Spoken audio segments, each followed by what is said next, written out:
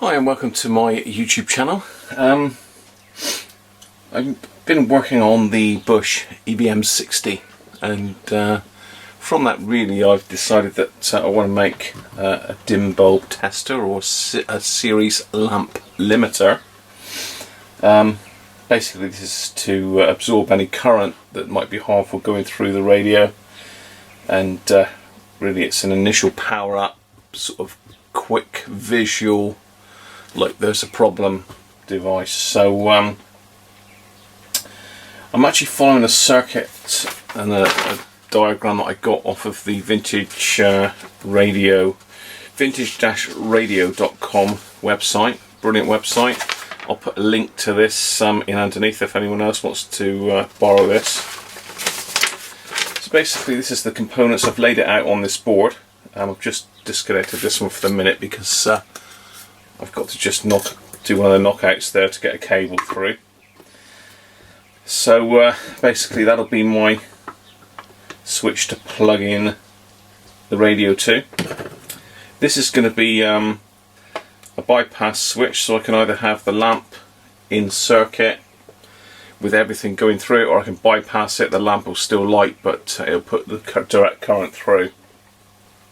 And this is the I can't remember what they call these things now. Basically it's a lamp holder. A couple of these things aren't quite right. This one's probably not the best one to get. This is really something you would use in a proper lighting circuit, but still it can be used. It's got enough terminals in it. And basically that just goes on like that. I've got myself some 3-core, pretty heavy duty cable. I don't think it's heat resistant this, but we're not really going to put it under any sort of heat. I think it's 0.75mm from memory. What it says on it now. But anyway, that's more than adequate for this. 3-pin plug, and of course I've got a 60-watt bulb at the moment because it's only a battery set, so it's not going to draw much current. If I put a 100-watt bulb in, it might not even fire up. So I have got some clear ones coming today, but this is a rough service bulb, and I've got some rough service ones coming. You can still get those. You can't get the old ones anymore. I'm a little bit delayed on this because I decided to cut the top off my thumb while cooking on Friday night, so it's hampered me a little bit. So yeah, basically what I've done then, I've got a board. I've drilled some holes in the base, so I'm actually going to feed my wires in and do the wiring in underneath here. Obviously with all the sleeved cable in, so it should be perfectly safe. So that's not quite the right one, and this is a double pole switch. I only need a single, but I can use just 2 of the terminals. I don't need to use all 3, I hope. So there we are, that's the components. Now what I've got to do is put it together and wire it all up, so bear with me and I'll get to it. Okay, so progress report so far. I've wired in the switch at the moment to the what is really as a ceiling rose, isn't it? But on this baton holder, I popped an earth connection on there as well. I've got the hole in the side there for the cable to enter now. So basically just pop in there, hopefully. And I think what I'll do is I'll put a couple bulky cable ties in there just so as that won't pull out, and also clip that to the side, or put one of them P-clips in it if I've got one big enough. Yeah, put a few clips down there just to hold it all in place. But yeah, really what I wanted to show you was the plug.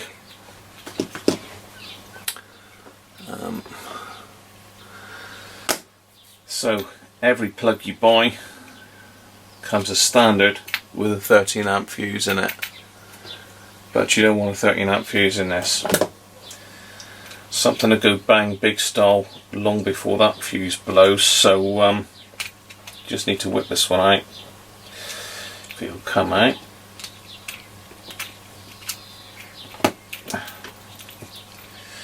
Don't hope only having one thumb to play with. That one's got to come out, and in place we want a 3 amp fuse. So that's got to go in. That'll give us a lot more protection. So if something does go wrong, hopefully that fuse will blow before any harm comes to anything. And as far as wiring is concerned, I've just took the cable clamp out of the way there. I lost count of how many times I've wired plugs up. Everything these days comes pre-wired with plugs, but you can still buy them at the moment. I'm sure at some stage someone will decide that you can't fit your own plugs and they'll stop making them. Let's go wind that screw back a little bit further.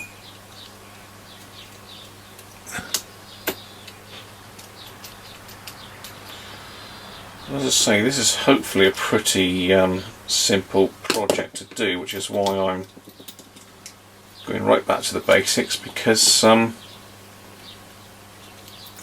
you're messing with mains, you've got to be careful with what you're doing and make sure everything's the right way around. So always the live, and this is a UK plug by the way, so anybody in Europe who need to, or anywhere else, will need to make sure they got the right wiring right for their country. So the live wire always goes to the fuse. Again, it is marked on the plug somewhere, I think.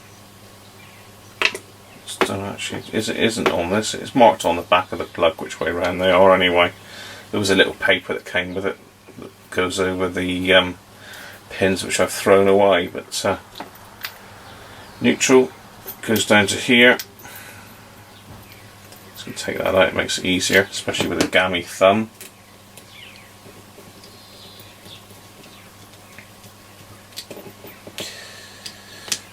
Let's make sure it's nice and tight. Pop that back in there.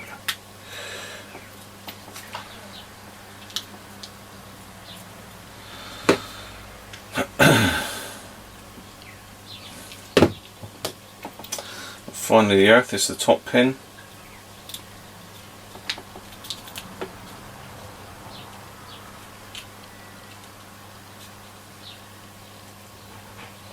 Again, make sure you've got all the strands in there and none hanging out anywhere.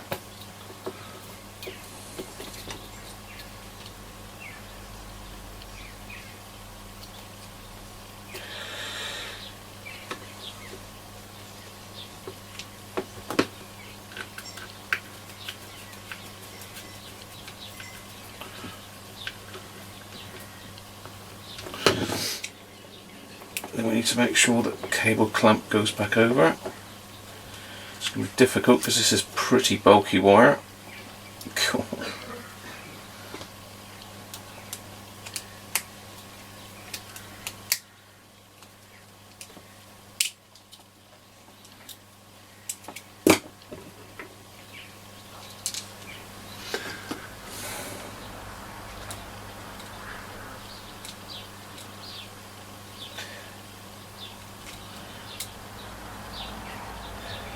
Definitely do with the new thumb at the moment.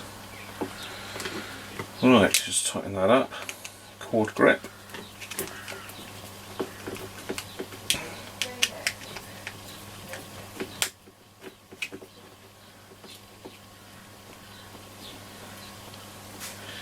Just not very, let's just push them in a little bit further.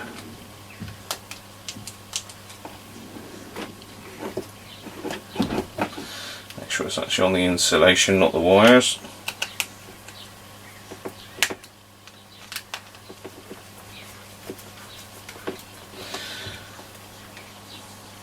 There we have it. One wired plug. Let's put the top back on that one.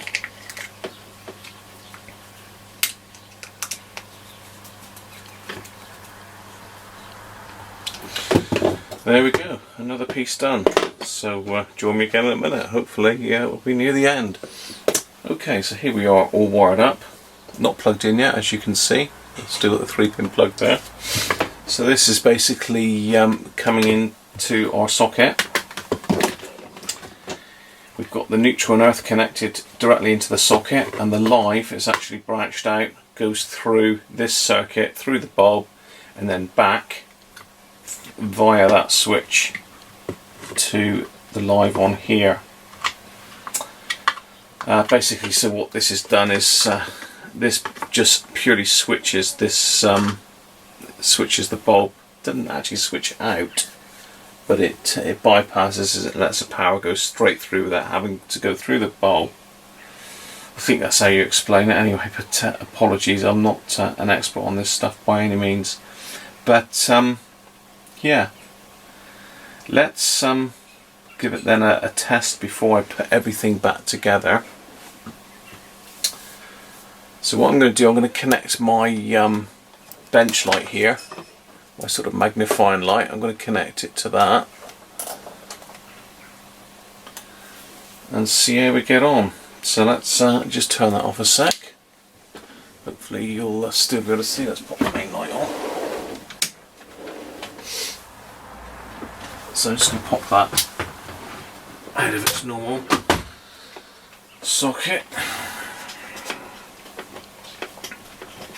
and plug that into the tester. Bear in mind I am being careful because this will be live.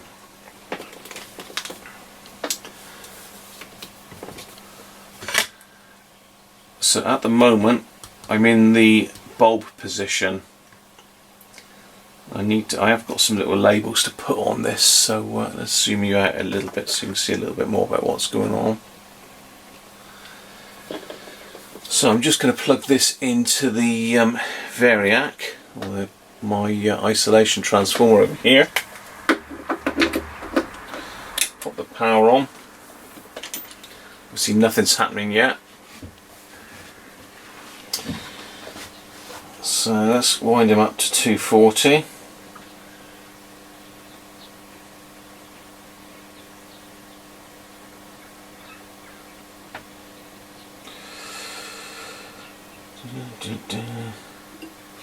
Okay, so we've now got 240 volts on this, so I'm just being very careful that I don't go anywhere near it.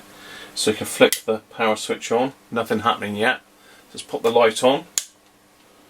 Now I'm not sure if you can see there, but unfortunately because I got the light on, it's difficult to see.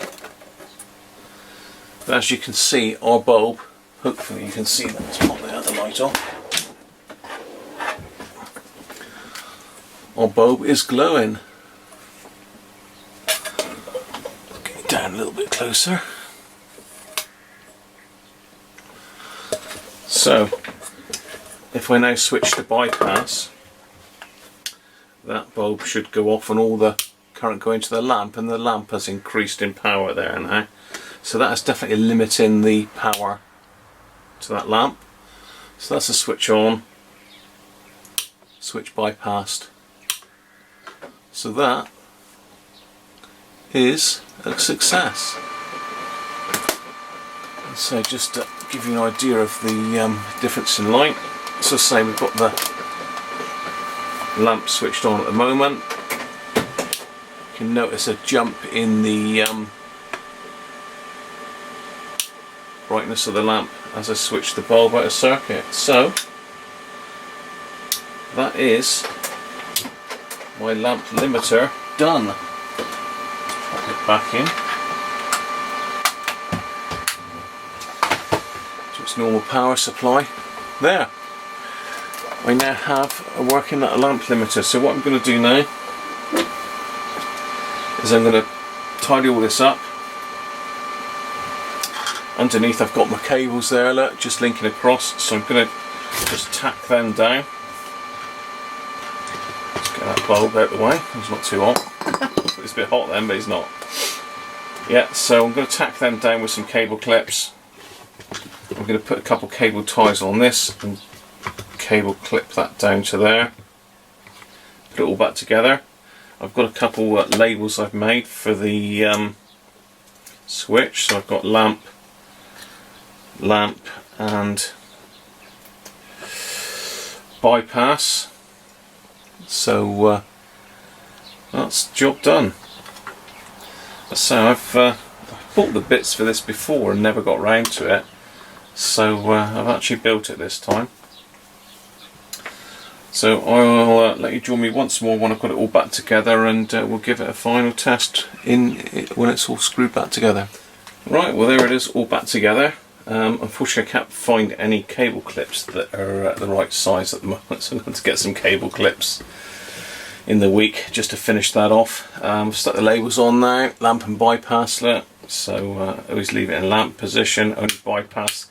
Really that's just to put full power to the set without the current limiting. So let's give it a final test, because you never know, screwing everything back together can sometimes cause issues. So 240 volts, let's unplug the lamp again, bear with me. Saying that, probably ain't going to reach now I've screwed it on, is it? I might do. Bit of a squeeze.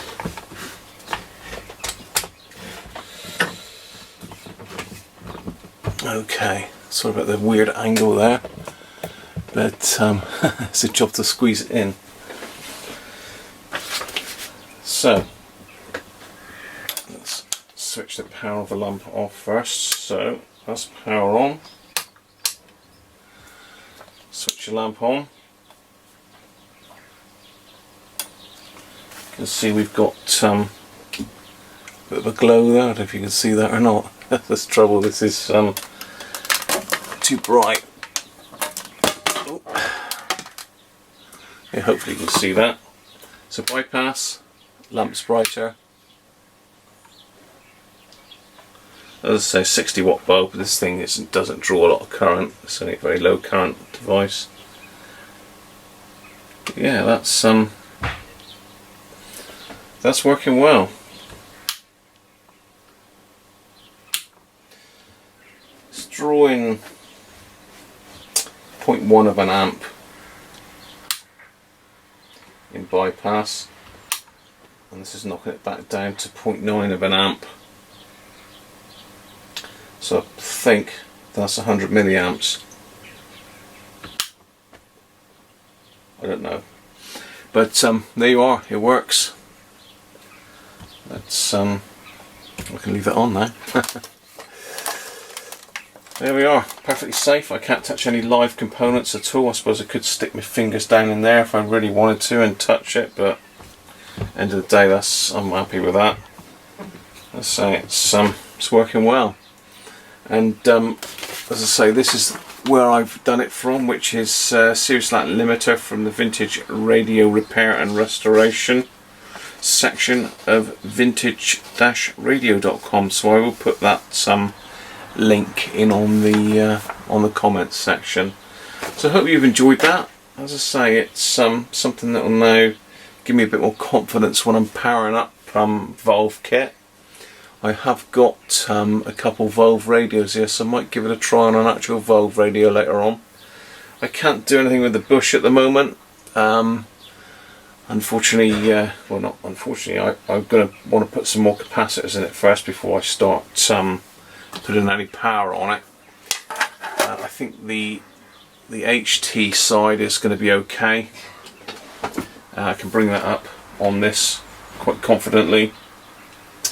It's just the LT side, the capacitor's gone really high there. I don't want to put any strain on the valves, so I won't be firing that up until I put some new capacitors in the LT section. So thanks for watching. Hope you've enjoyed that. If you have, give me a thumbs up. And as I say, plenty more to come. So now I'm pretty much, apart from my valve tester and my capacitance bridge, I'm pretty much ready to go. The valve tester unfortunately needs a thorough going through before I'm confident enough to put any valves in it. I've powered it up on the Variac and the isolation transformer. It does work, but I've not tested any valves in it yet. Thanks for watching, and join me again soon.